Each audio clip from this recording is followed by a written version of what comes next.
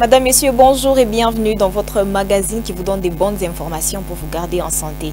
Alors aujourd'hui, nous allons parler du trouble du sommeil. C'est vrai que c'est très important et très pertinent. Ça vous arrive par moment de dormir et de vous réveiller en plein milieu de la nuit. Et tout ça là, on va savoir ici aujourd'hui avec le docteur Keshava qui va s'étendre sur cette question. Bonjour docteur Keshava. Bonjour madame. C'est un plaisir de vous revoir sur ces plateaux de santé d'abord. Merci. Et c'est encore un plaisir d'avoir répondu à notre invitation. Merci. C'est vrai qu'aujourd'hui, on va parler d'un sujet pertinent qui est les troubles du sommeil. C'est vrai que la plupart des personnes constatent par exemple ces faits de se réveiller en plein milieu de la nuit. On ne sait pas si c'est vraiment normal ou pas. Il y a des personnes dues par exemple à une pathologie. Ils ne parviennent plus à dormir ou à avoir leur sommeil comme il le faut. Alors déjà qu'avant de parler du trouble du sommeil, donc on doit d'abord comprendre c'est quoi les sommeils. Est-ce que vous pouvez nous expliquer? Effectivement, Oui. quand on parle de sommeil, Oui. c'est un sujet pertinent. Exactement. C'est un sujet qui va toucher beaucoup de gens et c'est une inquiétude vraiment. Le sommeil, c'est un état physiologique pendant lequel les fonctionnements de l'organisme se reposent. C'est-à-dire un état pendant lequel il y a le ralentissement de certaines activités tant mentales que physiques. C'est-à-dire la période pendant laquelle on s'endort. Voilà ce que nous pouvons appeler le sommeil. Alors, quel est l'impact ou l'importance du sommeil sur notre organisme, sur la santé mentale et physique? Vous savez, le sommeil est d'une grande importance. Oui. Quand on prend une journée, la journée est constituée de 24 heures. Il y a 8 heures de travail, il y a 8 heures de loisirs et 8 heures de sommeil. C'est-à-dire, le sommeil prend le tiers de la journée. Et par rapport déjà à ça, on peut dire que nous passons le tiers de notre vie pendant le sommeil.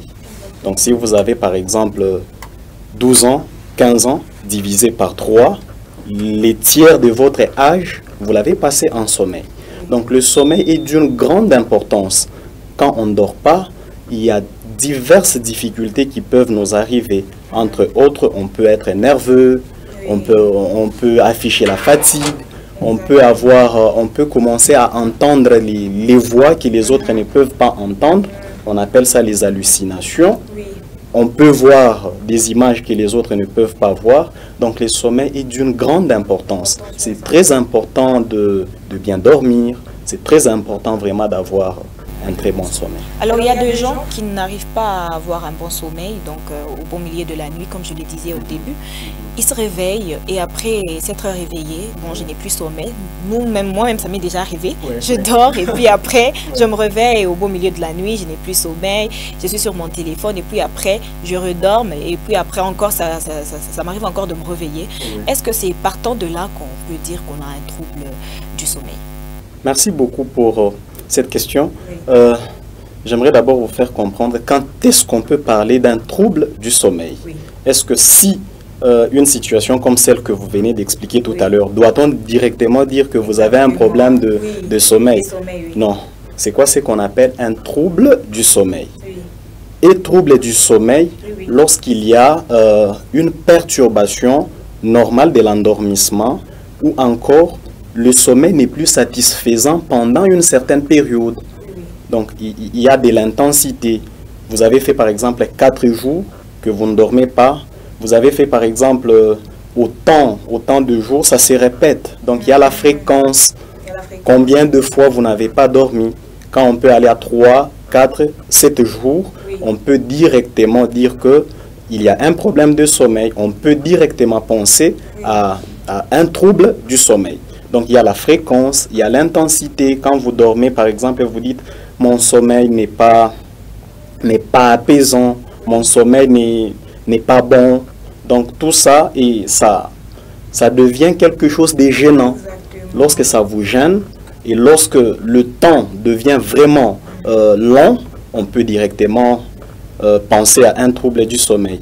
Donc là, je précise, si vous avez fait un jour que vous n'avez pas dormi, c'est tout à fait normal. On ne peut pas directement dire que, madame, vous avez un trouble du sommeil. Non, non, non. Donc, le temps, on peut aller à 4 4 jours au-delà, on peut directement penser à un trouble. Donc c'est la fréquence qui affirme qu'on a vraiment le trouble du sommeil. Alors quels sont les facteurs qui affectent l'endormissement? Il y a plusieurs facteurs, hein? Il y a plusieurs facteurs, mais tous ces facteurs, on peut les condenser en un seul qu'on appelle un facteur biopsychosocial. C'est-à-dire, d'une part, il y a les facteurs biologiques, d'autre part, il y a des facteurs psychologiques et sociaux. Quand on parle des facteurs biologiques, peut-être ça peut être dû à un dysfonctionnement d'un organe quelconque, et ce dernier affecte la personne et elle n'arrive pas à bien dormir. Le deuxième facteur qu'on a dit psychologique, un stress quelconque peut être à la base, par exemple, une déception quelconque. Par exemple, une déception quelconque la nuit, quand on est au lit, on ne fait que compter les nombres des carreaux du plafond et le sommeil ne vient pas. Donc là, c'est un facteur psychologique. Et le dernier, social, c'est l'environnement. Si l'environnement n'est pas ambiant, on peut facilement développer un trouble du sommeil. Alors, quels sont ces troubles en question? Une belle question.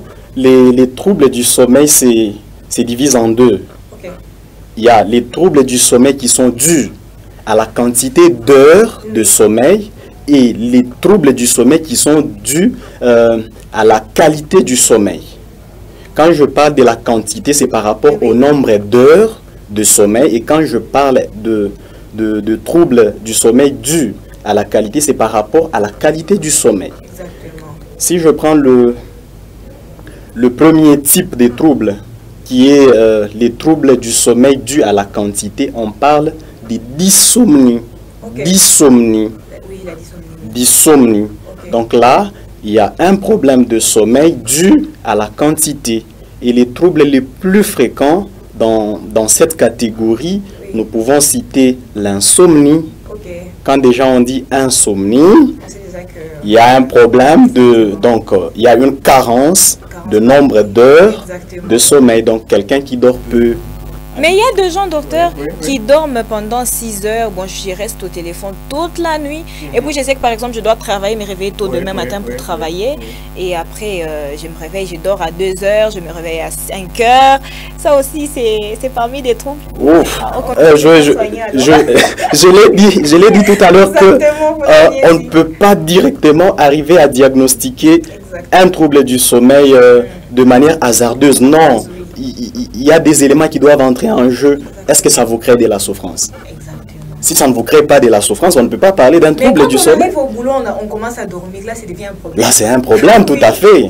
Donc, si je peux revenir, le premier trouble, c'est l'insomnie. Donc, le nombre d'heures, c'est vraiment réduit. On dort habituellement à 8 heures, mais je pars au lit à 20 heures. À 22 heures, je n'ai plus sommeil. Et puis encore, je vais redormir à minuit. À 2 heures, je n'ai plus sommeil, ainsi de suite. Donc, il y a de coupures dans le sommeil. Et là, on parle d'une insomnie. Donc, le nombre d'heures, c'est réduit. On parle de l'insomnie. Lorsqu'il y a maintenant exacerbation de heures de sommeil, on parle d'une hypersomnie. Donc moi j'ai pensé que quand on parle du trouble du sommeil là, moi je pensais que ça concernait uniquement les personnes qui ne dorment pas, qui ont une carence en sommeil là même. Même les personnes qui dorment, mais c'est excessivement, ils sont malades.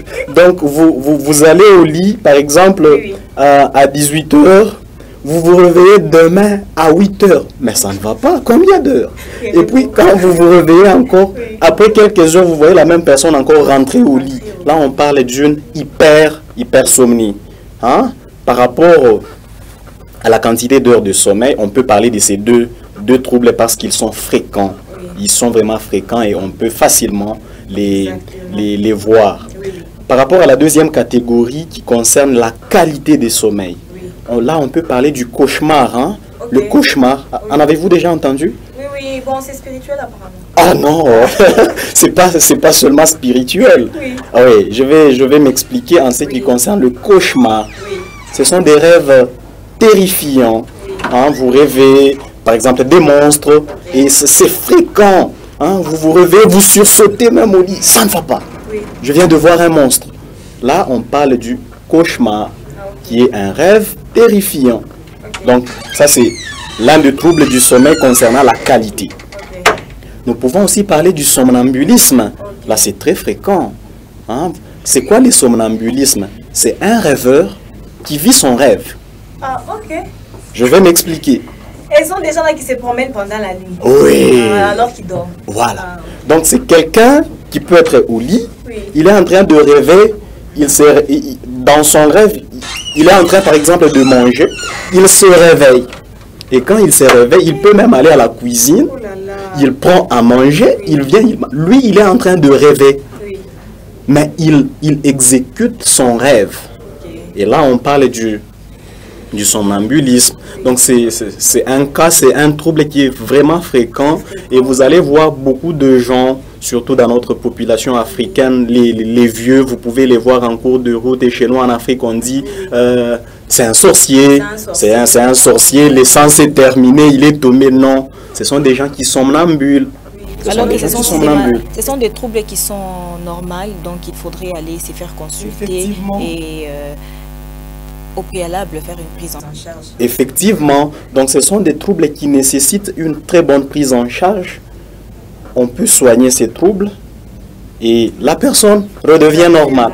Donc de manière un peu plus brève, voilà les quelques troubles du sommeil. Donc je me résume. Concernant la quantité d'heures de sommeil, il y a insomnie et hypersomnie. Concernant la qualité de sommeil, il y a, j'ai énuméré le cauchemar et le somnambulisme. Donc, ce n'est pas spirituel, c'est normal. Oui, c'est tout à fait normal. Et les causes, on revient toujours bio, psycho, social. Oui, exactement. Donc, la société peut aussi avoir l'influence sur notre santé mentale. Donc, voilà pourquoi il faut bien trier son entourage. Oui. Mais une précision. Ce n'est pas tout comme trouble du sommeil. Il y en a assez, mais les énumérer sont les plus... Bon, ça, c'est ce qui est fréquent et très récurrent. C'est ce qu'on constate que la plupart des personnes en souffrent. Donc, c'est ce qui est pertinent. Alors, parlons de troubles même, les troubles du sommeil. Est-ce que serait-ce l'un des symptômes d'une maladie mentale? Effectivement. Donc, parmi les troubles que je viens d'énumérer, ils peuvent revenir en tant que symptôme d'une pathologie mentale quelconque. Par exemple, je prends la dépression. Hein, c'est une pathologie caractérisée beaucoup plus par la tristesse. Dans cette pathologie, on peut constater une insomnie ou bien une hypersomnie. Maintenant, comment est-ce que nous allons différencier une insomnie en tant que trouble du sommeil et une insomnie en tant que symptôme de la dépression? Cette insomnie est symptôme de la dépression lorsqu'elle est diagnostiquée dans la dépression. Mais elle est trouble du sommeil quand il n'y a pas une autre pathologie quelconque qui intervient. C'est juste un problème du sommeil. Voilà. Alors, dès lors qu'on constate qu'on a un trouble, on a les troubles du sommeil, vous venez d'énumérer comment on devrait les reconnaître, par si on n'arrive pas à dormir ou si on a les somnambulismes, tous nous avons compris, ou même l'insomnie. Alors, dès lors qu'on constate cela, et si on ne se rend pas par exemple aux urgences rapidement, qu'est-ce qu'on risque à long terme? Oh, ça c'est une bonne question. D'ailleurs, plusieurs personnes en souffrent, mais elles disent... Est-ce réellement, c'est important d'aller consulter? Est-ce que ça existe? Qu'est-ce qui se passe? Quand je fais 2 jours, je ne dors pas. Directement, vous allez voir que les histoires changent. Vous devenez nerveux. Cette nervosité, quand ça perdure, ça peut nous enfoncer dans des troubles vraiment graves. Ces troubles peuvent être tant mentaux que organiques. C'est-à-dire, si les troubles du sommeil perdurent, on peut facilement développer les maladies dites psychosomatiques. Je peux facilement développer la gastrite. Je peux facilement développer les maux de tête. Je peux facilement développer les maladies cardiaques. Donc, il y a toute une panoplie de troubles qui peuvent intervenir lorsque le sommeil n'est pas satisfaisant. Donc, nous pouvons dire, lorsque vous sentez qu'il y a un ça ne va pas, 4 jours, vous ne dormez pas très bien, allez toquer. Déjà que nous, on va difficilement, il faut se rendre aux urgences, c'est très important. Alors, docteur Keshava, la prise en charge repose sur quoi? Sur un traitement médicamenteux ou il faudrait, peut-être on peut rester à la maison et se faire suivre de près? En ce qui concerne les troubles du sommeil, il y a 2 traitements. Il y a les traitements médicamenteux et les traitements psychologiques qu'on appelle une thérapie, une psychothérapie. Parce que si on dit une thérapie, c'est vague. Elle peut être tant médicamenteuse, elle peut être je ne sais pas quoi. Oui. Donc, une psychothérapie, donc un traitement psychologique. Donc, il y a d'une part les médicaments et d'une autre part les traitements psychologiques. Alors, quels sont les conseils que vous pouvez donner à toutes ces personnes, par exemple, qui ont du mal à dormir? Et il y a ceux qui dorment difficilement, vous venez d'énumérer à l'insomnie, à tout cela. Alors, y a-t-il des remèdes qu'on peut, par exemple, prendre à la maison ou même des petites astuces pour, avant de dormir, par exemple, qu'on ait un très bon sommeil, sans interruption? Merci, merci beaucoup. Comme conseil que je peux donner, un trouble du sommeil, par exemple, une insomnie, je peux dire qu'elle n'est qu'une résultante d'un problème quelconque. Par exemple, un stress. Donc, on ne va pas soigner l'insomnie, mais on va d'abord on va soigner la cause. Donc, quand quelqu'un a un problème de sommeil, on cherche d'abord à savoir la cause. Quand on connaît la cause, on peut facilement maintenant soigner la personne. Donc, comme conseil, vous faites 3, 4 jours, 5 jours, vous ne dormez pas, ou bien vous endurez l'un des troubles que nous avons énumérés tout à l'heure. Allez consulter. Quand vous allez consulter les spécialistes en santé mentale, il va vous orienter, il va vous donner une thérapie adéquate. Alors là, c'est vrai, il y a des gens qui se rendent par exemple très souvent et même fréquemment quand ils constatent qu'il y a ça ne va pas. Mais il y a aussi ceux qui sont accrochés à leur doctrine, à leur dogme. Donc peut-être ceux qui me suivent en ces nets moments, peut-être c'est un parent au beau milieu de la nuit, l'enfant qui ne dort pas, ou bien il est très loin, très loin par exemple des hôpitaux qui peuvent être sérieux et tout. Est-ce qu'il y a par exemple des remèdes, ou il y a par exemple des fruits à prendre avant de dormir, ou il y a par exemple il faudrait se laver? Il y a tellement beaucoup de choses qui circulent sur Internet qu'on ne sait même plus filtrer ce qui est bon et ce qui est mauvais. Est-ce qu'il y a quand même des choses qu'il faut faire, des prérequis pour par exemple dormir paisiblement? Pour dormir paisiblement. Merci. Vous avez énuméré certains fruits. Ça va concerner peut-être les nutritionnistes. Et ça va concerner nous. Ce qu'on veut, c'est juste des petits conseils là. Oui.